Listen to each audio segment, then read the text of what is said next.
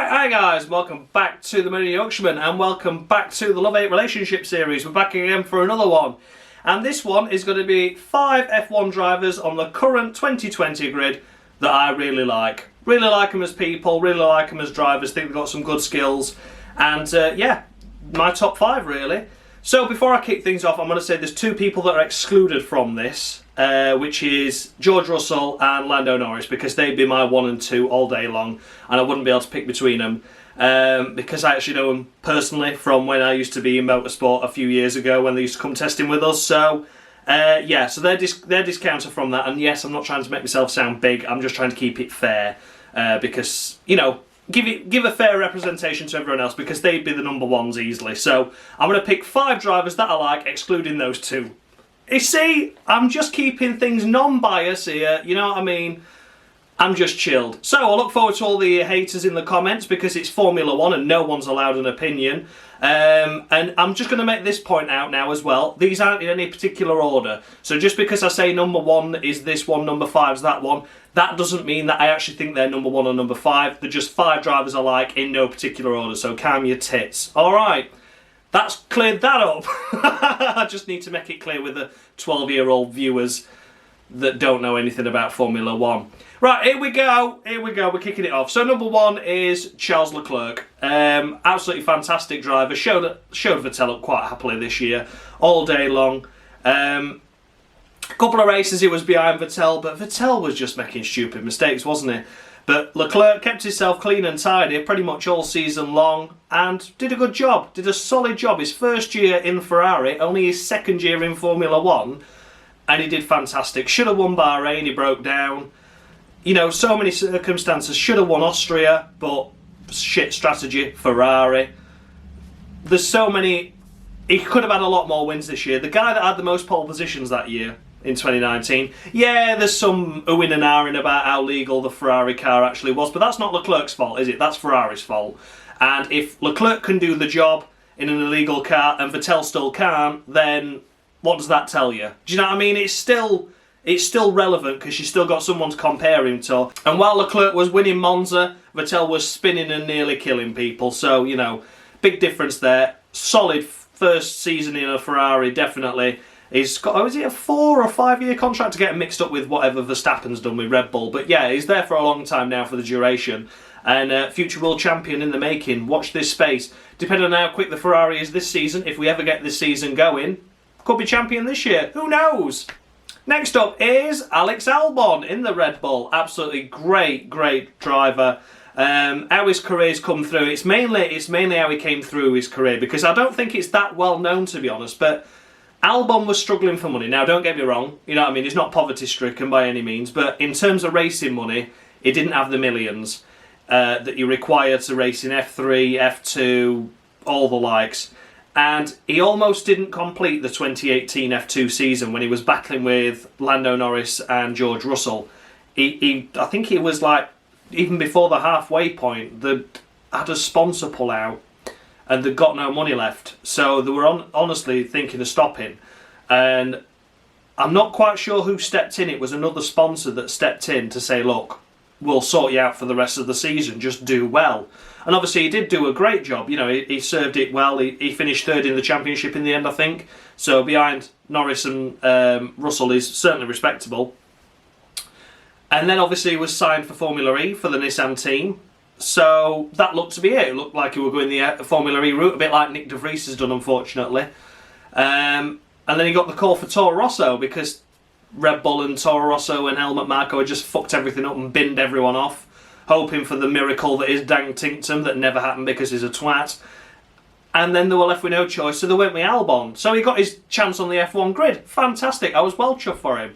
I thought, this kid that's had no money, you know, struggling to get through a season, but rivaling the likes of Russell and Norris, fantastic. And now he's on an F1 grid. Brilliant. So, gets on the F1 grid in a Toro Rosso. Oh, he has that shunt in China in practice, and I thought, oh, Alex, that's not what you need. You're in a Toro Rosso, pal. But it just turned out that Gasly was doing really bad at Red Bull. Got his chance at Red Bull, delivered in his Red Bull in the second half of the season. Without a doubt did he deliver. Okay, he was last of the top 6, but at least he was in that top 6. And he was in the top 6 because he wasn't stuck behind the other cars. You know, he was qualifying 6th, he was finishing P6. Yeah, that's okay. He's not doing a Verstappen, but he's doing brilliantly compared to Gasly when he was qualifying down in like 11th, 10th, and then stuck behind Renaults that he should never be battling with. So yeah, a solid season. Nearly had a podium at Brazil. Didn't work out, you know. That's just that, isn't it? That's racing, unfortunately. Nearly a Honda 1, 2, 3 there. But yeah, fantastic. Fantastic season he's had, and I'm so pleased he's with Red Bull this season. If it happens, behind closed doors, however many races, but yeah, I really hope he delivers this year, because Alex is a nice kid, and I think he deserves a shot. And I think he will get to Verstappen's level if Red Bull give him time. But it's time that Red Bull don't have. Well, Helmut Marko doesn't have, because he's a prick. Next up in number 3, third place. Not third place though. Let me just reiterate. He's not third best. He's just a good one. It's Kimi Räikkönen. The guy's a legend, isn't he? Let's face it. 2020 is probably going to be his last season. Let's be honest. You know, not getting any younger. His contract's up at the end of this season if it happens with Alpha. But what a fantastic career he's had. Okay, he's only ever won 1 World Championship. But winning in a Lotus in 2012 and in 2013, when it wasn't really a race-winning car, it was a podium car at times on a good day, but wasn't really a race-winning car. The time at Ferrari, I mean, you know, what can we say about that really? It was definitely second best to Alonso in 2014 and second best all the time to Vettel in 2015 to 2018. He never really had a chance, did he, bless him? You know, but I think then when Vettel started spinning and just doing stupid mistakes, they finally gave the baton to Kimi and was like, right, you have to deliver us some results now. He was always on a wrong strategy or something that would never let him win. And I think that was really harsh of Ferrari to do that. And then people were saying, oh, Ferrari wasted a year with Raikkonen. It's like, no, they wanted a year with Raikkonen, so they're a good wingman for Vettel. But Vettel can't deliver. So, you know, I just think Kimi got a lot of shit during his time in Ferrari, saying he were past it. And he wasn't past it, and he's proved that with the Alpha this year. Some fantastic races, some fantastic results. Okay, in the latter half of this season, he did tend to struggle. Giovinazzi got more points, I think, in the last few races than Raikkonen did. But still some brilliant performances nonetheless that got Alpha that 8th place in the Constructors. They'll be looking to build on that this season coming. Hopefully Giovinazzi can kick up a level as well. And you know, Kimi's offering him the guidance. So, a brilliant Ferrari B team. Raikkonen's done a really good job there. He delivered the points when it mattered, when it counted. And yeah, fantastic driver. Be sad to see him go off the grid because he is just a legend. When he turned up at the awards ceremony in 2018, pissed as a fart on the stage. That was brilliant. That was just the pinnacle of, you've got your life sus, mate. If you can do that, then you've got it sus. So, you know, Kimi, absolute legend on and off the track. Doesn't say very many words, but that's how we like him. And yeah, he's third on the list. Fourth on the list is Daniel Ricciardo. Danny Rick. Did he make the right choice going to Renault? Originally I thought so, because the way that Renault were going forward, I thought, yeah, they could have another step up in 2019, and they just went backwards.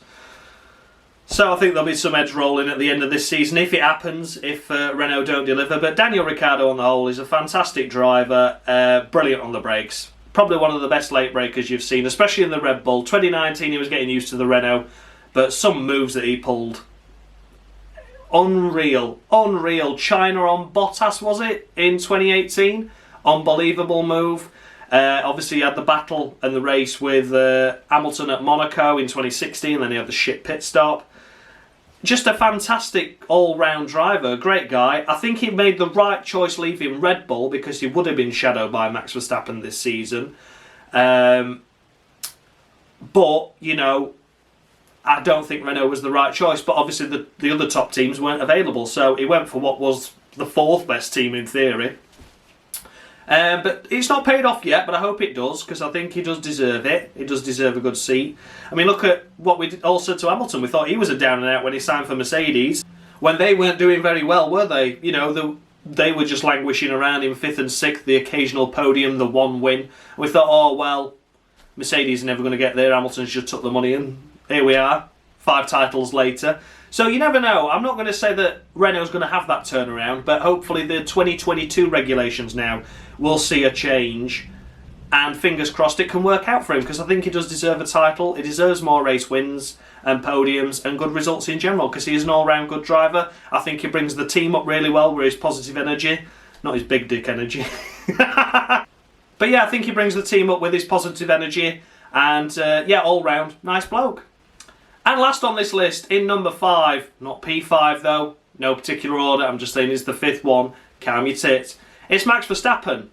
Now, a controversial one. A lot of people either love him or hate him. I've been on the fence with him and I've been swinging either way. If I'd have done this in 2018, I'd have said, not a chance, pal. I'd have hated you. Because you were binning it, you were crashing, you were miserable, you were mardy, you were whinging all the time, you were complaining, you were crashing into your teammate. And I just thought, I can't be dealing with you. I cannot be dealing with you, Max. Get out of it. But last year, he turned a corner. And he was absolutely brilliant. It was impressive from the word go. He had that Spa incident with Kimi, which was silly. Don't get me wrong, that was just like, oh, come on, Max. But apart from that, last season it was good. Okay, we had a couple of moany moments, but I think some of them were deserved, quite happily, you know, quite justified. I'm more than happy with a justified moan. I'm not one of those people that thinks, oh, get on with it. If you're whinging about something, it's got to be deserved, and it was.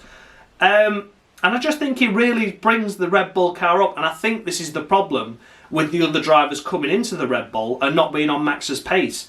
I'm more than certain that Albon is driving to the pace of that Red Bull, but I think Max just to get something more out of it. I really do. I think Max is just that driver that can just eke the extra couple of tenths out every time. And I think that shows the other drivers up that try and come and rival him. You know, on his day, Max is unbeatable. He puts in some fantastic performances, some incredible efforts.